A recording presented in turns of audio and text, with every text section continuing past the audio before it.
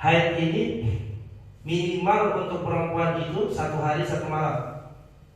Ini perlu tahu buat anak SMP nih. Minimalnya 1 hari 1 malam itu, tapi capek perempuan karena darahnya keluar terus.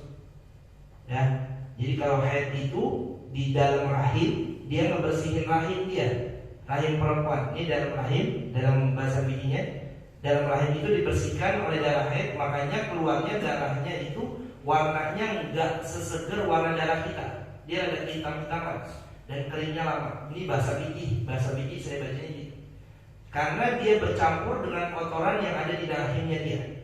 Nah, biasanya orang-orang yang kena kanker rahim segala macam, haidnya nggak normal. Haidnya nggak normal. Kenapa? Karena yang ngebersihin rahim dia itu nggak ada. Ya, darah Allah sediakan itu di dalam rahim, saking bagusnya ciptaan Allah. Ada darah yang tiap bulan kerjaannya buat ngebersihin rahim tersebut, sehingga kotoran nggak ada sisa di rahimnya. Jadi kalau istri kita haid, itu tandanya normal, bagus berarti. Nah, kalau dilihat warna darahnya dia, warna darahnya itu rada hitam, merah hitam, dan itu lama kering. Kalau darah kita kan kegores, keubin, terus langsung kering, ya langsung bekas kering. Kalau darahnya itu enggak, dia jatuh, itu nggak kering. Itu beda, karena mencampur kotoran yang ada dalam rahim tadi. Keluarnya 1 hari 1 malam paling minimal, maksimalnya 15 hari. Oke, kalau istri kita 15 hari haid itu sudah maksimal, berarti 16 hari dia sudah wajib sholat. Oke, sekali lagi saya ulang ya. Minimalnya 1 hari 1 malam, maksimalnya 15 hari. Kebiasaannya 1 minggu, 7 hari, 6 hari, 8 hari. Itu kebiasaan orang perempuan. Ya, yang punya istri boleh dipraktek-praktekin ini. Imam Syafi'i sampai dari itu dia tahu, karena yang dipraktekin benar, dicari benar. Nah, 1 hari 1 malam minimal. Ada perempuan 1 hari 1 malam, habis itu besok udah nggak haid, berarti dia udah wajib sholat. Mandi wajib, langsung sholat. Ada perempuan yang 15 hari, sehari keluar sedikit sampai 15 hari. Maka 15 hari itu dia nggak wajib untuk puasa, nggak wajib untuk sholat. Maka hukumnya haram dia sholat. Saya mau sholat nih, saya udah haram dia sholat. Orang yang haid haram hukumnya sholat selama 15 hari itu. Nah, masuk hari ke-16 dia sudah wajib untuk sholat. Minimal perempuan berarti sholat dalam 1 bulan itu hitungannya 15 hari. Oke, kalau kita ngelihat istri kita baru 7 hari dia suci, tiba-tiba dia udah haid lagi, itu darahnya darah istihadah, darah penyakit. Karena minimal dia harus bersih dalam 1 bulan itu 15 hari. Karena maksimal orang haid adalah 15 hari. Oke, tapi kalau yang biasa 6 hari, 7 hari, jadi minimalnya dia itu 23 hari biasanya dalam satu bulan, 22 hari dan segala macamnya.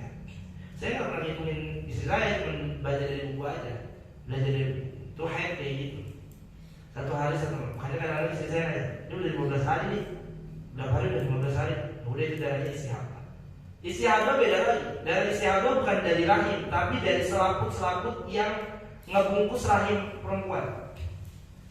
Jadi mungkin ada gesekan, mungkin gara-gara haidnya tadi nggak teratur atau ada cairan segala macam, ngegesek bagian selaput luarnya dia. Jadi keluarlah darah tersebut. Makanya sensitif banget perempuan itu bagian lainnya. Banyak yang membungkus dia, ada selaputnya, rahim segala macam. Makanya hati-hati mukul perempuan nggak boleh. Emang nggak mukul perempuan nggak boleh, apalagi sampai menyakitin perempuan bagian perutnya dia. Karena ada rahim yang kepukul aja sedikit pasti keluar darah. Bisa keluar darah karena rahimnya ini sensitif. Rahimnya sensitif dibungkus dengan sesuatu yang sensitif juga. Makanya olahraga berat gitu misalnya, kalau sampai keluar darah selaputnya udah nggak benar, dia dihindari dulu dia untuk perempuan. Nah, itu namanya darahnya istihadah. Istihadah itu darah penyakit, bukan darah yang membersihkan rahim ini. Nah, biasanya keluarnya lewat dari 15 hari tadi, 16 hari, 17 hari. Dia tetap udah wajib sholat walaupun ada darah tersebut. Makanya harus pintar-pintar, apalagi yang punya anak perempuan. Baru haid, dia kita harus hitung tuh. Oh, ternyata baru 1 hari, baru 2 hari. Nah, maksudnya nanti ada jenjang waktu sekitar 15 hari dia wajib harus minimal sholat dalam 1 bulan. Minimal tuh perempuan sholat 15 hari dalam 1 bulan. Nggak boleh keseling apa-apa. Itu haid. Setelah selesai haid baru dia diwajibkan untuk mandi. Kita nggak baca bawahnya ya. Kita langsung aja dah. Wan nifasu. Yang kelima adalah nifas. Nifas minimal banget sekali keluar bayi, keluar itu darah. Des. Itu minimal. Nifas.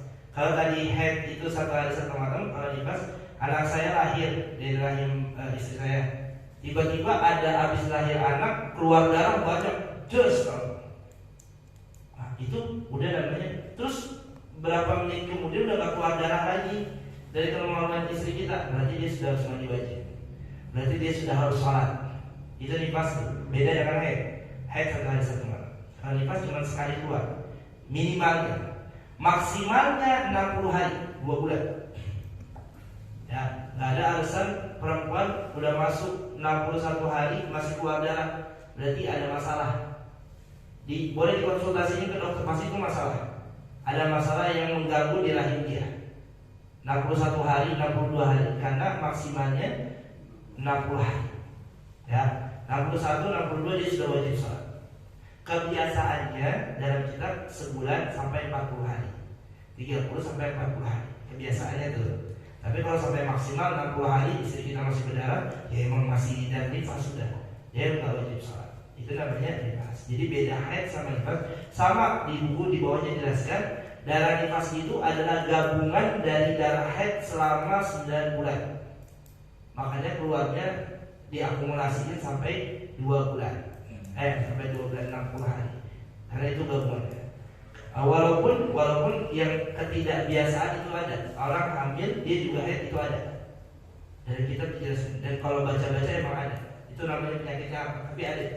Dan biasanya hamilnya capek banget. Tapi kebiasaannya adalah haidnya itu tertahan karena adanya rahim di dalam perut, karena adanya anak kita di dalam rahim ibunya tersebut, tertahan tersebut. Nah, sampai segitunya di fikih kita dipelajari dari Imam Syafi'i dari dulu udah tahu tuh itu. Jadi ilmu kedokterannya juga lumayan gitu. Makanya kata dia dalam bukunya, kalau sudah lewatin dari 15 hari tanya ke dokter, pasti ada masalah. Kalau lewatin dari 2 bulan tanya ke dokter, pasti ada masalah di rahimnya. Mungkin ada sesuatu yang belum kita tahu apa dari rahimnya tersebut. Itu yang diajarkan. Terus yang terakhir adalah wal wiladatu, adalah melahirkan. Ketika melahirkan, perempuan wajib untuk mandi. Jadi kalau untuk laki-laki cuma 3, kalau perempuan ada 6. Kalau laki-laki cuma berhubungan badan, keluarnya mandi, kemudian sama yang terakhir adalah kita mandi. Kalau perempuan 3, jadi ditambah haid, nifas sama wiladah. Jadinya ada 6. Jadi diingatkan, kalau saya ingatin anak kita gitu. Kalau anak kita masih kecil, atau saya kan ngajar di SMP di Sanawiyah kan, yang udah pada balik tuh, tinggal aja saya ingetin. Kamu kalau haid gini, nggak apa-apa, karena emang sebagai guru harus bantu ingetin. Kadang orang di rumahnya pada nggak ingat kan sama anaknya segala macam. Nggak apa-apa udah, kalau dijelasin dikit, makanya saya jelasin. Oh gitu Ustaz, minimal segini ya. Kalau lewat dari 15 hari kamu harus periksa ke dokter itu. Takutnya ada masalah tadi di lengkap. Dan biasanya kalau anak-anak baru itu jarang-jarang, maksudnya belum teratur. Kayak entar 17 tahun dia baru teratur haidnya. Kadang-kadang 1 bulan keluar, besoknya 2 bulan 3 bulan kok nggak keluar saya nggak apa-apa itu. Karena masih baru umur 12, 13, 14 itu belum teratur. Tapi nanti masuk 14, 15, 16 baru mulai teratur dia. Mulai teratur. Nah ini adalah pembahasan kita tentang sesuatu yang mewajibkan untuk kita mandi. Sebenarnya ada yang mau tanya kan?